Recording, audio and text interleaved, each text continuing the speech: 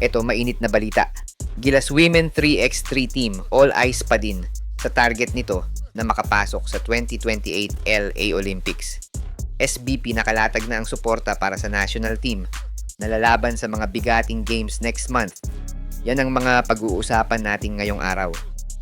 Matapos ang naging interview ng Gilas 3x3 team sa ginanap na PSA Forum, ni-reveal ni SBP Executive Director Miss Erica D na loaded ang mga magiging event ng ating 3x3 team pagpasok ng next month.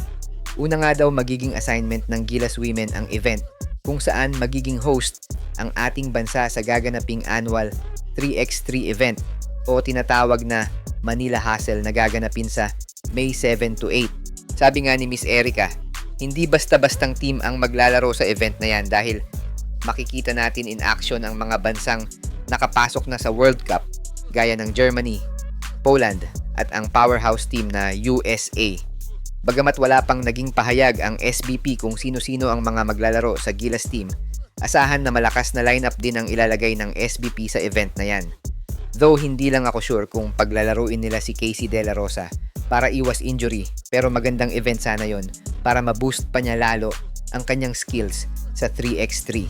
Hi guys! Kung naghahanap ka ng legit Gilas jerseys, marami tayong partner stores ang nagbebenta niyan. All you have to do is i-click lang yung link sa gilid ng mga video at magpa-pop na yung mga stores sa gilid.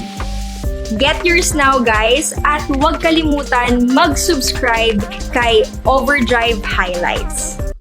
Isa pa sa magiging paghahanda ng Gilas 3x3 team ay ang stint nito sa ika-6 na taon ng Beach Games sa China o mas kilala bilang Sanya Hainan Beach Games.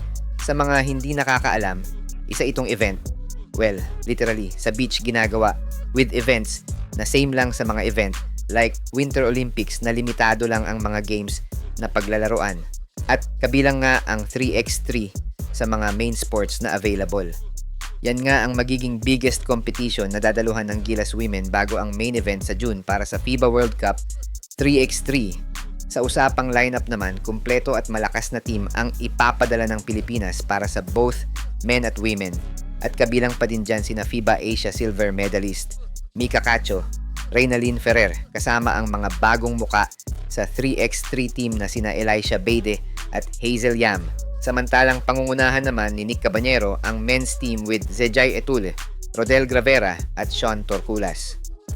Ayon sa SBP, malaki daw ang chance na makapasok ang 3x3 team sa 2028 Olympics since napakataas daw ng ranking ngayon ng Gilas Women matapos ang ilang makasaysayang panalo nito sa Asian region. Dapat lang daw mapanatili nito ang points na kailangan ng Gilas Women para direktang makapasok sa inaasam na ticket para sa Olympics sa LA.